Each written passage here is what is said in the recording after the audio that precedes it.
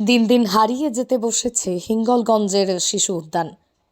নদী বেষ্টিত এলাকা সুন্দরবনের হিঙ্গলগঞ্জের দুলদুলি এলাকা।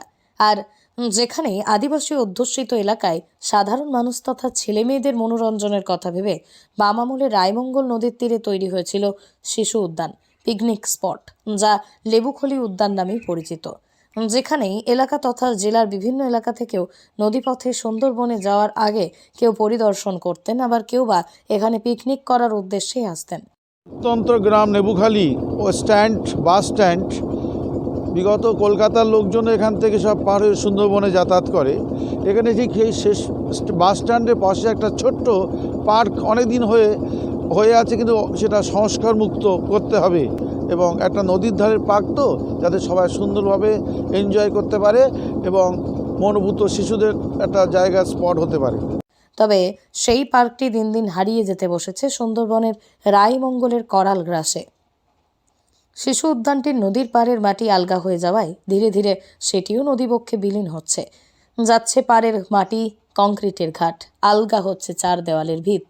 রায়মঙ্গল নদীর তীরেই গড়ে ওঠা সুন্দরবনের প্রত্যন্ত এলাকার আদিবাসী গোষ্ঠী এলাকার মানুষ অবসরের সময় কাটাতো, শিশুরা খেলতো।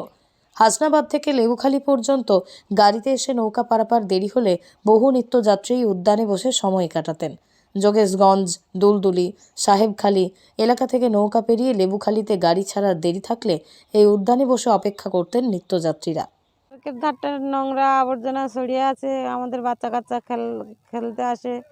এইটা পরিষ্কার করলে ভালো হলে পার্কটা এইটা ভালো হয়। পার্ক আছে এবং বাইরে থেকে ভ্রমণের লোক আসে, এখানে অনেক গেস্ট আসে, বাচ্চা কাচ্চারা আসে, কলেজে পড়তে যায়, তারাও এসে দেখে যে এই জায়গাটায় এসে বেহাল অবস্থা। একটু রংচং করা থাকুক, একটু পরিষ্কার পরিচ্ছন্ন থাকুক। এটা হচ্ছে নেবুখালী। কিন্তু কালের প্রবাহে অবহেলা অযত্নে নদীর তীরে গড়ে ওঠা শিশু উদ্যান কাল স্রোতে মিশে যেতে চলেছে নদীর গতিপথে। উদ্যানটির কতকগুলি পিলিয়ার এখনো মাথা তুলে দাঁড়িয়ে রয়েছে, তার সিংহভাগই ভাঙাচোরা, কোনো অংশে ভেঙে গিয়ে তলিয়ে গিয়েছে। ঢেউয়ের ধাক্কায় প্রতিনিয়ত ক্ষতবিক্ষত হচ্ছে ইটের পাঁজর।